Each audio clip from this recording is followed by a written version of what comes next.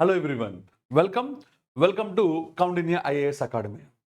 Myself Amarnath Mani, faculty for aptitude, pure maths and reasoning.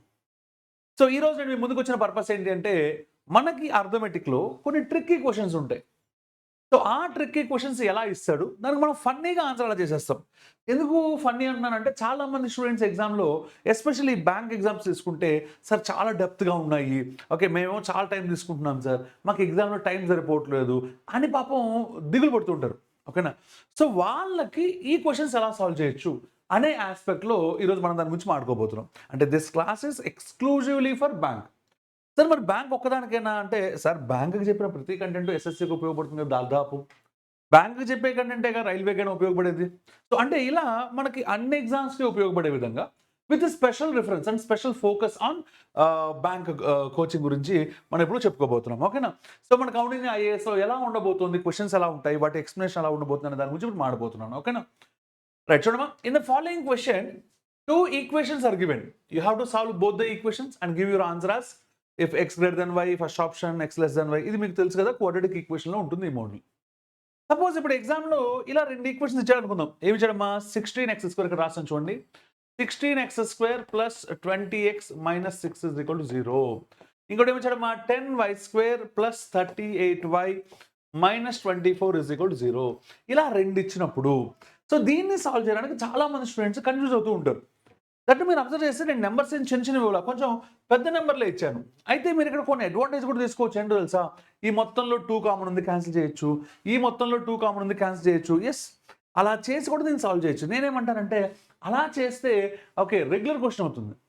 So ఎగ్జామ్లో suppose ఈ క్వశ్చనే కనుక నాకు ఇస్తే నేను కళ్ళు మూసుకుని ఆన్సర్ పెట్టేస్తాను. మా ఆన్సర్ తెలుసా? No relation between no relation can be established between them, ఆ రిలేషన్ కెనాట్ బి డిటర్మైన్డ్. అదే answer. Sir relation cannot be determined మీరు చెప్పేశారు అంటే మీకు ఆల్రెడీ తెలుసు కాబట్టి మీరు చెప్పారు సార్. మరి మాకు ఎలా తెలుస్తుంది? అది నేను ఇప్పుడు చెప్పబోతున్నాను. గుర్తుపెట్టుకో, ఎప్పుడు కూడా క్వాడ్రాటిక్ ఈక్వేషన్స్లో 3 షార్ట్ కట్స్ ఉంటాయి. 3 బ్యూటిఫుల్ షార్ట్ కట్స్ ఉంటాయి. అందులో ఫస్ట్ షార్ట్ కట్ ఏంటి అంటే ఎప్పుడైనా సరే రెండు చోట్ల కనుక ఈ కాన్స్టెంట్ టర్మ్ అంటే సి అనేది కనుక, అంటే మనకి జనరల్గా ఎలా ఉంటామా క్వాడ్రాటిక్ ఈక్వేషన్ అంటే ax² plus bx plus c is equal to 0 కదా. ఓకే, ఇలా ఉంటే ఇది జనరల్ కదా, ఇదే కదా సి లేదా కాన్స్టెంట్ టర్మ్ అంటాం కదా. ఆ సి కనుక రెండు చోట్ల నెగిటివ్ ఉంటే గుర్తుపెట్టుకోండి అక్కడ ఎటువంటి రిలేషన్ ఉండదు. ఎందుకు ఉండదు? ఓకే, ఉండదన్నాన్ని మీరు బండ గుర్తుగా చెప్తున్నారా? లాజిక్ ఏమైనా ఉందా బ్యాక్గ్రౌండ్లో? ఇలాంటి విషయాలు నీకు కనుక రావాలి అంటే మా అన్నీ ఇక్కడ చెప్పబడవమ్మా. మన కౌండిన్య ఐఏఎస్ అకాడమీ ఓకే గుంటూరులో ఉంది. ఓకే, కౌండిన్యపురం విలేజ్లో. ఓకే, అక్కడికి వచ్చేస్తే మీకు ఫుల్ డీటెయిల్స్ మనం మాట్లాడుకుందాం. ఓకే, మీకు కావాలంటే ఇక్కడ ఫోన్ నెంబర్కి ఫోన్ చేయొచ్చు. సార్ ఏం సార్ కౌండిన్య ఐఏఎస్ కొత్తగా వింటున్నాము అంటే ఎస్, గుర్తుపెట్టుకోండి కౌండిన్య ఐఏఎస్ అనేది ఒక స్వచ్ఛంద సేవా సంస్థ లాంటిది, ఒక ఎన్జిఓ లాంటిది. ఓకేనా? అంటే సో ప్రాఫిటబుల్ కంపెనీ కాదు, ఓకే కమర్షియల్ ఆర్గనైజేషన్ కాదు. ఏదో మెయింటెనెన్స్ కోసం నామినల్ ఛార్జెస్ తీసుకుని ఓకే హాస్టల్ ఫెసిలిటీస్తో సహా ప్రొవైడ్ చేస్తున్న ఒక సంస్థ. ఓకేనా? సో ఇలాంటి క్వశ్చన్ అంటే ఇప్పుడు దీనికి ఇది ఒక షార్ట్ కట్. ఈ షార్ట్ కట్ వెనకాల లాజిక్ ఏంటి? లేదా సార్ మీరు 3 షార్ట్ కట్స్ ఉన్నారు, ఒకటే చెప్తున్నారు, మిగిలిన 2 దా గుంటూరు వచ్చేసాయి, అక్కడ కలుసుకుందాం, అక్కడ మాట్లాడుకుందాం వీటన్నిటి గురించి. ఓకేనా? Right, so the next beautiful one. Okay, suppose pure milk cost 20 rupees per litre. After adding water the milk men sells the mixture at the rate of 18 rupees per litre, thereby making a profit of 25%. In what ratio does he mix the two? Does he mix the two అంటే అరే బాబు milk to water ratio ఎంత అని అడుగుతున్నాడు. ఓకేనా? ఏమంటున్నాడమ్మా? Milk to water ratio ఎంత? మా ప్యూర్ మిల్క్ ఎంతంటమ్మా కాస్ట్? 20 రూపీస్ పర్ లీటర్ అంట, 20 రూపాయలకి అమ్ముతున్నాడు. ఓకే, కొంత వాటర్ యాడ్ చేశాడంటమ్మా, యాడ్ చేసి 20 రూపాయలకి అమ్మట్లేదు, మంచోడు 18 రూపాయలకి అమ్ముతున్నాడు. 18 రూపాయలు గుర్తుపెట్టుకో, మిక్సర్ కాస్ట్ ప్రైస్ కాదు, మిక్సర్ని అమ్ముతున్న ప్రైస్ 18 రూపాయలు. అలా అమ్మితే ఏమైందంట, వాడికి 25% ప్రాఫిట్ వచ్చిందంటమ్మా. అయితే మిల్క్ వాటర్ ఏ రేషియోలో ఉన్నాయి అని అడుగుతున్నాడు. ఓకే, ఇది చేసినప్పుడు కూడా చాలామంది ఈక్వేషన్స్ చేసి ఓకే కష్టపడుతూ ఉంటారమ్మా. సో ఈజీయెస్ట్గా అలా చాలా చెప్తాను చూడండి. ఇదిగోండి మిల్క్ గురించి ఇక్కడ రాస్తున్నాను, వాటర్ గురించి ఇక్కడ రాస్తున్నాను. ఓకేనా? మా మిల్క్ వాటర్ గురించి రాసినప్పుడు మామూలుగా అయితే మిల్క్కి 20 రూపాయలు కాస్ట్ ప్రైస్. సరే వాటర్కి ప్రైస్ చెప్పడు, 0 రూపీస్ కదా. ఓకే, చాలామంది చేశారంటే 20 0 వేసి 18 వేసేసి క్రాస్ చేసి ఇది 18, ఓకే క్రాస్ చేసి ఇది 2, ఆ రేషియో ఎంత అంటే 9:1 అని చెప్తూ ఉంటారమ్మా. అది ఎగిరిపోతూ ఉంటుంది, అది రాంగ్ ఆన్సర్. అన్డౌటెడ్లీ అందులో డౌట్ ఏం లేదు. ఎలా చేయాలి? ఎప్పుడైనా చేస్తే సిపిగా చేయాలి. అంటే కాస్ట్ ప్రైస్ లేదా సెల్లింగ్ ప్రైస్గా చేయాలి. ఓకేనా? సో ఇలాంటి మిల్క్‌మైన ప్రాబ్లమ్స్ అన్నిటికి కూడా బెస్ట్ ఆప్షన్ ఏంటి అంటే SP is the best option. Okay. బానే ఉంది సార్. మరి ఎస్పీ అంటున్నారు. మీరు రాసింది ఒకసారి చూసుకోండి సార్. ఇదేమో సిపి రాసారు. ఇదేమో ఎస్పీ రాసారు. మరి ఎలా వర్కౌట్ అవుద్ది? అవును, వర్కౌట్ అవుతుందని నేనెక్కడ చెప్పాను? అందరూ అలా చేస్తారు. అది తప్పవుద్దని ఇక్కడ నేను కూడా చెప్తున్నాను. ఓకేనా? మరి ఏం చేయాలి? జాగ్రత్తగా చూడండి. సో మరి ఏం చేయాలి అంటే చాలా సింపుల్. ఓకే. ఎస్పీగా మార్చేద్దాం. ఎలా మారుస్తారు సార్? వాడు ఇచ్చాడుగా ప్రాఫిట్ 25% దీంతో మార్చేస్తా. ప్రాఫిట్ ఎంత ఇచ్చాడమ్మా? 25%. అంటే 25% దీంట్లో ప్రాఫిట్ కదా! ఓకే. 25% అంటే బై 4 కాబట్టి రూ. 5 కదా! ఓకే. అంటే రూ. 25 దాని సెల్లింగ్ ప్రైస్. ఓకేనా? అంటే 20లో 25%. 25% అంటే 1/4 కదా! 1/4 ఇంటూ 20 అంటే రూ. 5 profit. Okay. Sir cost price 0 కదా! ఓకే. దీని మీద 25% అన్నా కూడా జీరోనే. కాబట్టి ఆటోమేటిక్‌గా దీన్ని యాడ్ చేస్తే సెల్లింగ్ ప్రైస్ కూడా జీరోనే. గొడవ లేదు. ఇది ఎస్పీనే, ఇది ఎస్పీనే. ఇప్పుడు నేను మిక్సర్‌కి కూడా ఎస్పీ రాసుకోవచ్చు కదా! అదెంతమ్మా? 18. అంటే ఈ గ్యాప్ 18. ఈ గ్యాప్ ఎంత? 7. అంటే ఈ రెండు ఏ రేషియోలో కలపాలంటే 18:7 రేషియోలో కలపాలి. Milk to water ratio. అంటే ఎన్నో ఆప్షన్ మనకి? Fifth option is the answer. Got it all of you? అంటే సార్ ఇప్పుడు ఈ మిల్క్ మైన ప్రాబ్లమ్స్ అన్నారు కదా! దీంట్లో ఇంకేమైనా మోడల్స్ ఉంటాయా? చాలా మోడల్స్ ఉంటాయి. మరి ఏ మోడల్స్ ఉంటాయి సార్? సార్ ఇక్కడ రూ. 20 పెట్టి కొని రూ. 18కి అమ్మితే అని నేను అడిగాడు క్వెషను. రేపు రూ. 20 కొని రూ. 20కే అమ్మితే అని అడుగుతాడు. అదొక అద్భుతమైన మోడల్. అది ఇంకా బాగా చెప్పుకోవచ్చు. మరి అన్నీ ఇక్కడే చూసేస్తే ఎలాగా? ఓకే. సో మనకి కంటెంట్ ఏ లెవెల్‌లో ఉండబోతుంది మన కౌండిన్య ఐఏఎస్‌లో అనేది ఇక్కడ టేస్ట్ చూపించడం జరుగుతుంది అంతే. Okay. It's just a trial. ఓకేనా? సో అంటే మనకి సినిమాలకు ముందు ట్రయల్స్ చేస్తాం కదా! ఓకే. అంతే, ఇది జస్ట్ ఒక ట్రయల్ మాత్రమే. Right? Next question. A sum of money becomes 27 times itself at a certain rate of compound interest in 18 years.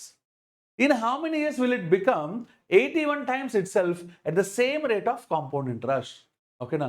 కొంత మనీ అంటమ్మా ఓకే 18 సంవత్సరాల్లో 27 రెట్లు అవుతుందంటమ్మా కాంపౌండ్ ఇంట్రెస్ట్‌లో. మనకు కాంపౌండ్ ఇంట్రెస్ట్ చూస్తేనే ప్యాంట్ తడిచిపోద్ది కదా! ఓకే.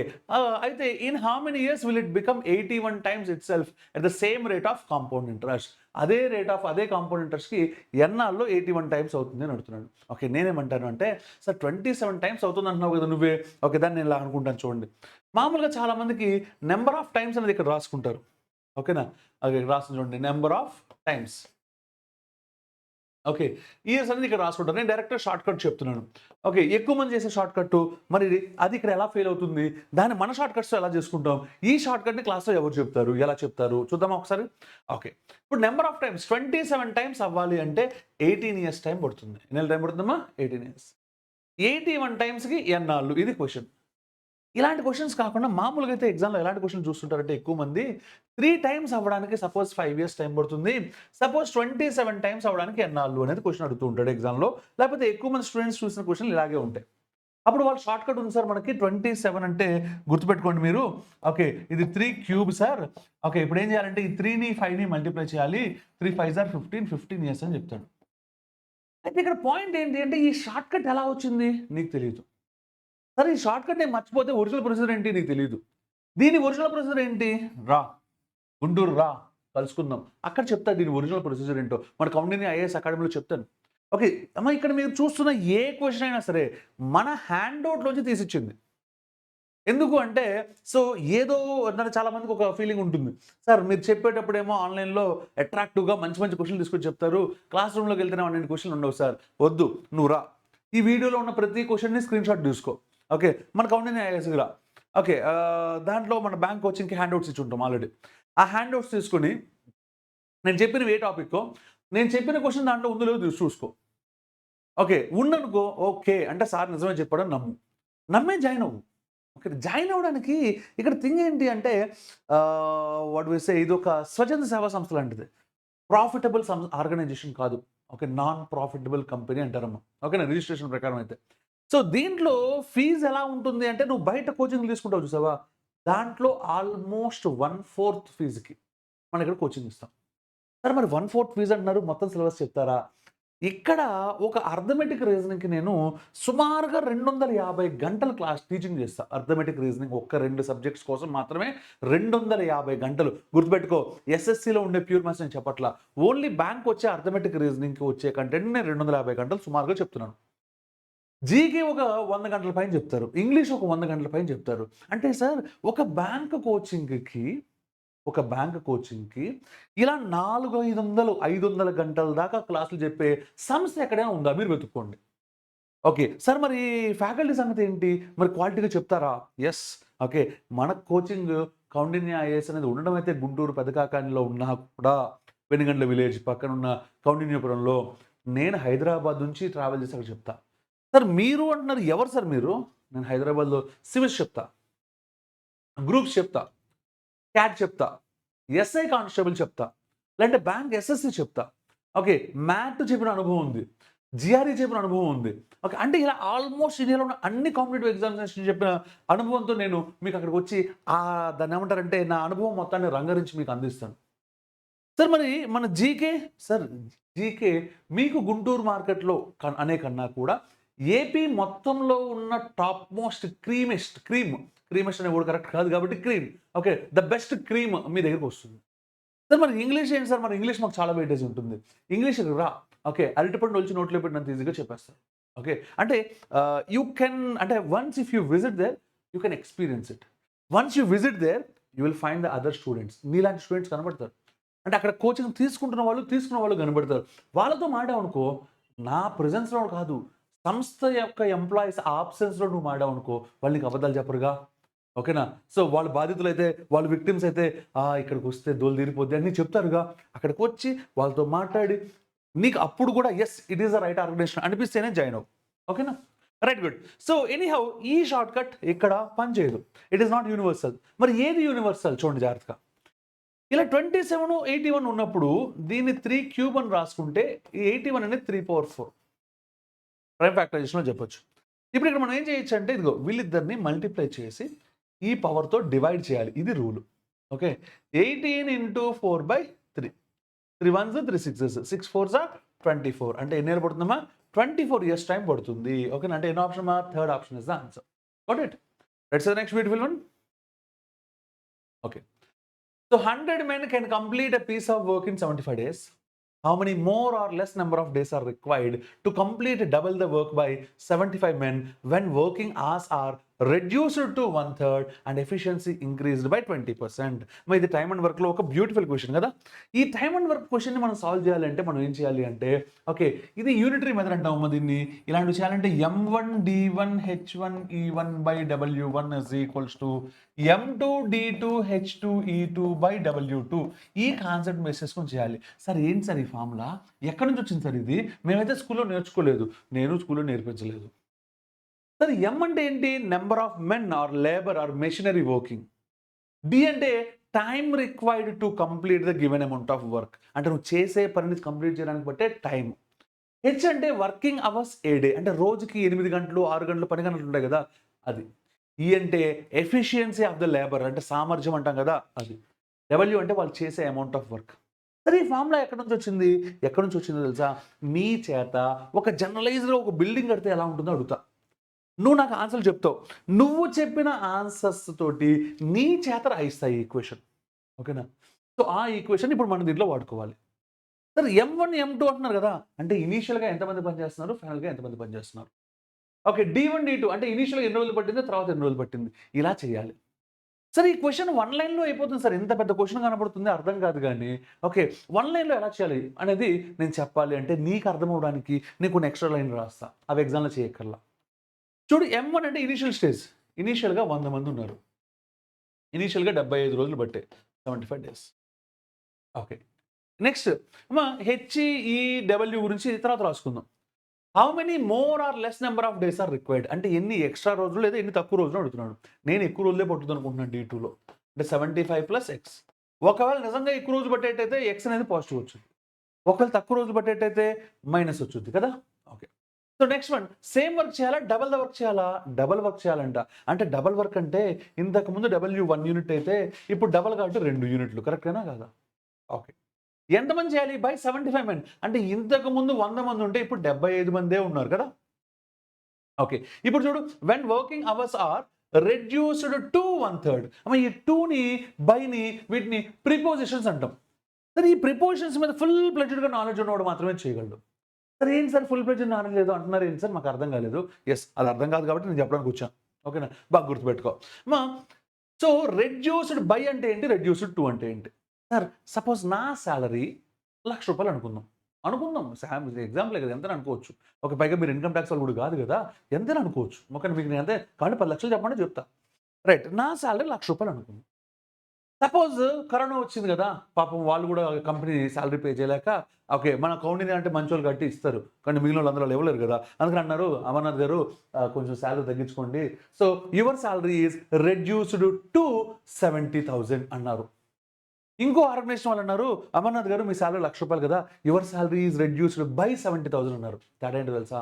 ఇప్పుడు రెండు చోట్ల నా శాలరీ 1,00,000 అవునా, రెండు చోట్ల నా శాలరీ ఎంతమ్మా 1,00,000 కానీ సో ఒక చోట రెడ్యూస్డ్ టు 70,000 రెడ్యూస్డ్ టు 70,000 అంటే అర్థం ఏంటో తెలుసా?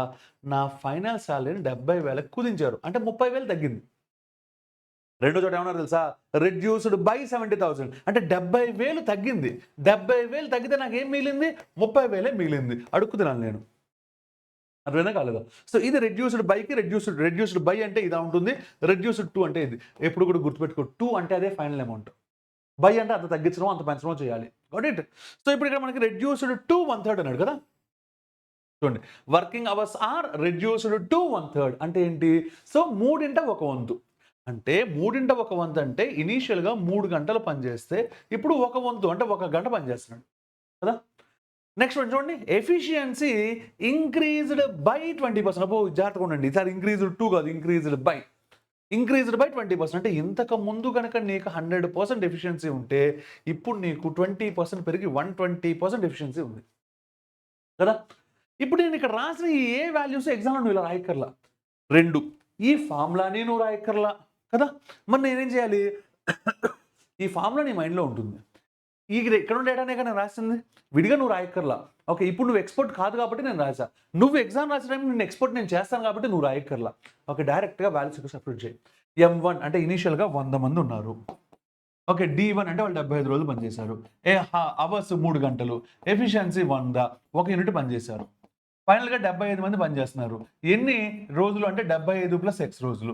ఓకే 1 గంట రోజుకి, అలాంటిది 120% ఎఫిషియన్సీ బై 2 యూనిట్లు వర్క్ చేస్తున్నారు. కరెక్టేనా? Okay so first 75 cancel. Okay 3 1s 3 40s, 2 1s 2 20s, 20 1s 25s, 5 × 100 అంటే 500 is equals to 75 + X అంటే ఈ 75 లాక్ వస్తే X కూడా ఎంతమ్మా 425 అంటే ఎన్ని ఎక్కువ రోజు పడుతుంది? పాజిటివ్ వచ్చిందంటే ఎక్కువ రోజు పట్టింది. ఎన్ని ఎక్కువ రోజు పట్టింది? 425 రోజులు. ఇందులో నువ్వు ఏ మాత్రం తప్పు చేసినా నీకు ఫస్ట్ వచ్చే ఆన్సర్ 500.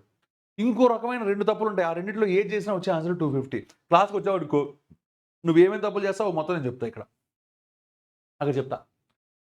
సరే ఈ క్వశ్చన్ని మన క్లాస్లో మాట్లాడుకుంటే హ్యాండ్ అవుట్లో ముందు ఈ క్వశ్చన్ చేస్తా, ఆ తర్వాత దాన్ని బేస్ చేసుకుని ఒక 3-4 రకాల క్వశ్చన్లు అప్పటికప్పుడు ఫ్రేమ్ చేసి చెప్తాను నీకు.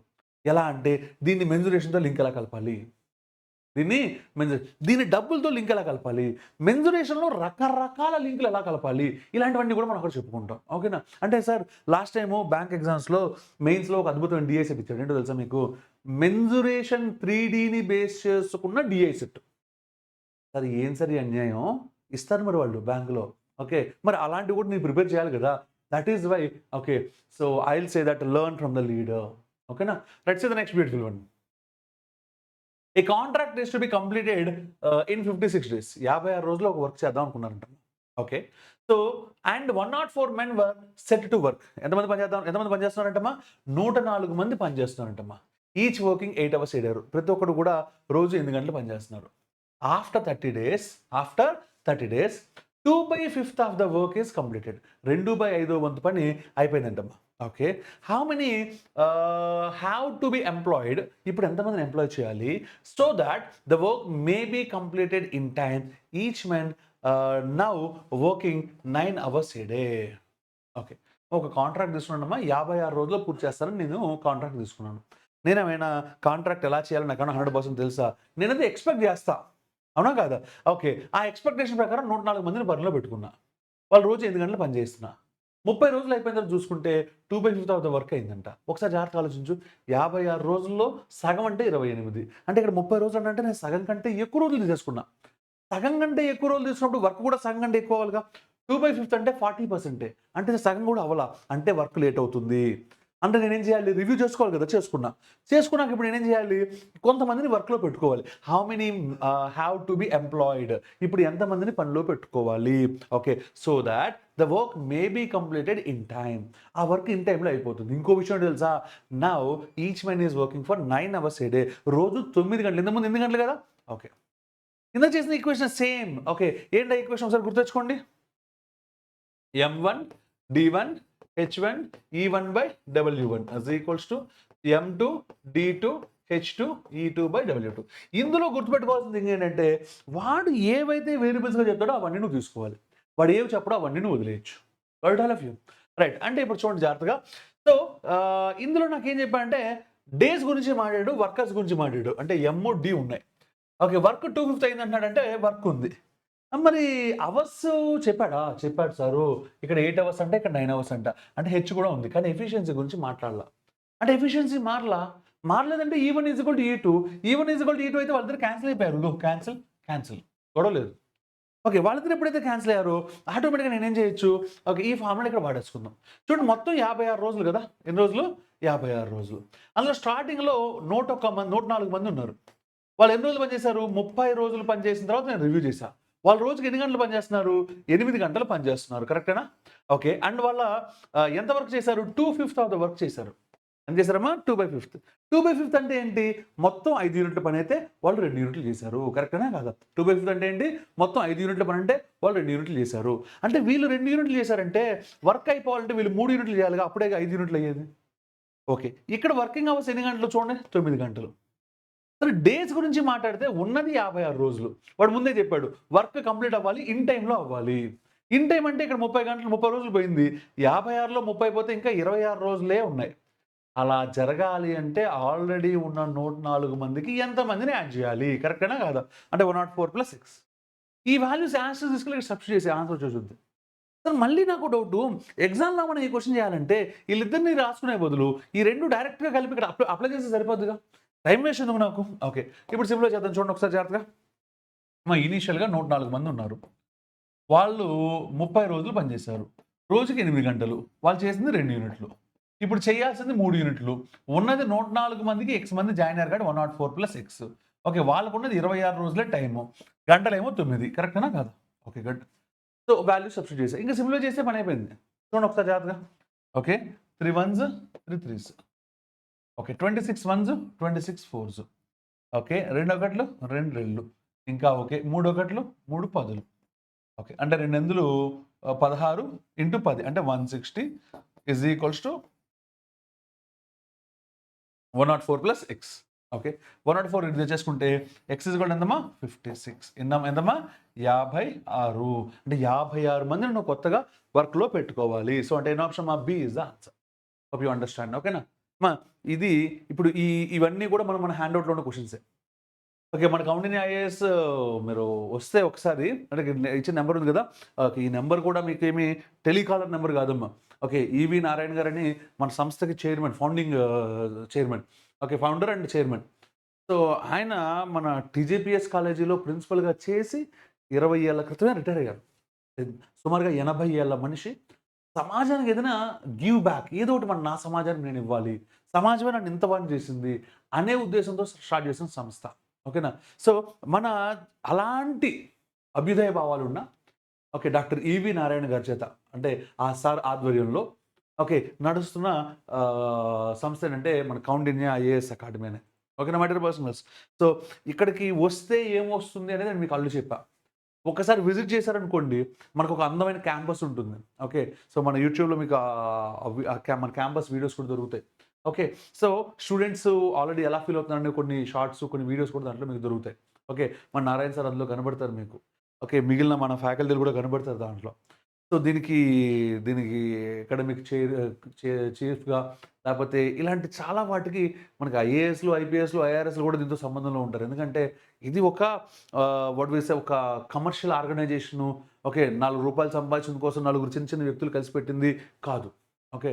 ఎంతో అభ్యుదయ భావాలున్న అనేక మంది పెద్ద పెద్ద వాళ్ళు సమాజంలో ఉన్నవాళ్ళు కలిసి స్టార్ట్ చేసిన సంస్థ. ఓకేనా? సో, ఒకసారి మీరు అక్కడికి వస్తే I feel very much happy. Myself Amarnath ఇది ఒక శాంపిల్ మాత్రమే, ఒక పార్ట్ మాత్రమే. ఇంకా మీకు కొంత కంటెంట్ నేను మీకు తర్వాత డెలివర్ చేస్తూ ఉంటాము. So that you will also realise what the original content is. ఓకేనా? సో, కంటెంట్ అంటే ఎలా ఉంటుందనేది యూ కెన్ రియలైజ్. ఆ ఎక్స్‌పీరియన్స్ మీకు కొంత ఆన్‌లైన్‌లో నేను ఇస్తాను. మీరు అక్కడికి వస్తే ఫుల్ ఫ్లెడ్జ్డ్‌గా ఎక్స్‌పీరియన్స్ చేయొచ్చు. ఓకేనా my dear boys and girls. So, myself Amarnath signing off. జై హింద్.